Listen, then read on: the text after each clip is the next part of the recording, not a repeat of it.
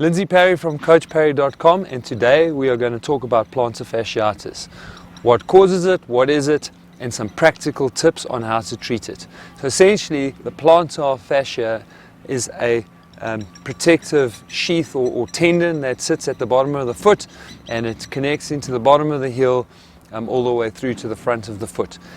The injury is effectively an overuse injury, and it can be caused by a number of things, but the bottom line really is that the foot is being overstretched or overstressed repetitively, and that causes a tendonitis to develop in that tendon. Typical things that would cause it in an acute sense would be going for a very long walk on the beach barefoot, or doing lots of beach running all of a sudden. That's the type of thing that would irritate it. Running in shoes that are too soft, or moving too quickly from a shoe with a higher to a lower heel drop. And then of course we need to look at the entire posterior chain. So glutes, hamstrings, calves, any tightness, weakness in that entire posterior chain. What typically happens is that we can be tight anywhere along that chain, and we tend to break, if you like, at the weakest point. So although the problem is in your foot, sometimes that problem can come from much higher up. So how do we know we have plantar fasciitis, or what are the most common symptoms to look out for if you're concerned about plantar fasciitis? Typically, it would be early in the mornings when you've just woken up. You will feel a sharp stabbing pain, mostly just in front of the heel at the bottom of your foot where the plantar fascia runs. And then also throughout the day, you will actually feel pain whether you're standing for long periods of time or even sitting at your desk for long periods of time. You will actually notice a bit of pain at the bottom of your foot, and those are usually typical telltale signs that it could be plantar fasciitis and maybe something you need to investigate. So when we then move into a treatment point of view, we want to try and reduce some of those symptoms, and the best way to reduce the symptoms of plantar fasciitis is to go and freeze a bottle of water, and then you use that to give yourself what I'd call an ice massage. So that will help with the inflammation. You can also give yourself a golf ball or something similar. So you want something small, hard and round, and give yourself a medium massage. That will also just help to loosen up and reduce the tension that is developed in the plantar. In the very short term, similar to treating Achilles injuries, you can put in a little bit of a wedge in the back of the shoe just to pick up your heel. That's particularly helpful if you have very tight calves that are then feeding down into creating the tightness in the plantar. Then we want to get it better so that you can continue running. It is one of those injuries where you probably need to have some short-term rest, particularly if it gets sore well, or within 30 minutes of having a run you feel that it is much sore. Then you do not want to continue running through.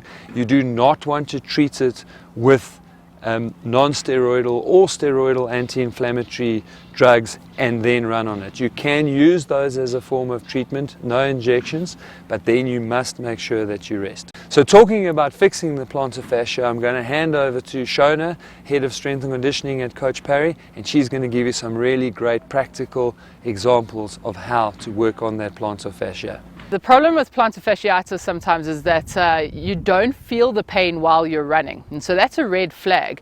You normally feel the pain after sitting for long periods of time, or standing for long periods of time, or first thing in the morning. And so when you're active, the plantar fasciitis, actually the pain dissipates a bit. And like I say, that is a bit of a red flag, because then what lands up happening is you run through that pain and just make that injury worse and worse. And so we want to ensure that you are getting treatment for that by a professional, so either a PT or a physio.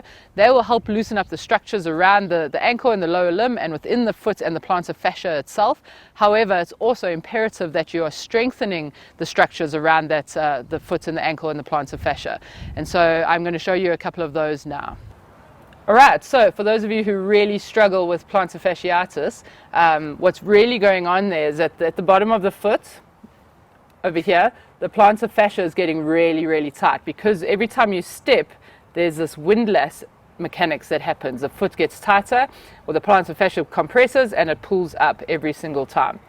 All right, so what we're looking to do here is we want to get a little bit of mobility or loosen up that plantar fascia a little bit. And so I've got a really cool foot roller, but you can use anything. You can use a foam roller as well, or you can use a water bottle and just freeze it, and then you've got a nice ice cold thing to roll on. So what you want to do here is find the sort of on the more inside of the foot, and you want to roll and try and get good range of motion all the way through that movement. And when you feel that there's a little bit of a tender spot, you can sometimes dig in there a little bit more just to really get through that entire mobility of the plantar fascia. Okay, we are going to talk about some strength exercises if you struggle with something like plantar fasciitis. So this is a calf raise, but using your sweat towel or gym mat, you're going to roll that up and just put it up against the wall so that it doesn't roll away. You are then going to stand on that sweat towel, but don't compress it. Do it so that your toes are reaching up against it and you get in really, really nice stretch underneath the foot. And then from there, you're just going to do calf raises up and down. You're going to do the same tempo or the same sort of pace for the calf raise up and down. And what this does is it really stretches out that plantar fascia quite nicely, allowing a good range of motion at the same time working on some stabilizers on the inside of the leg.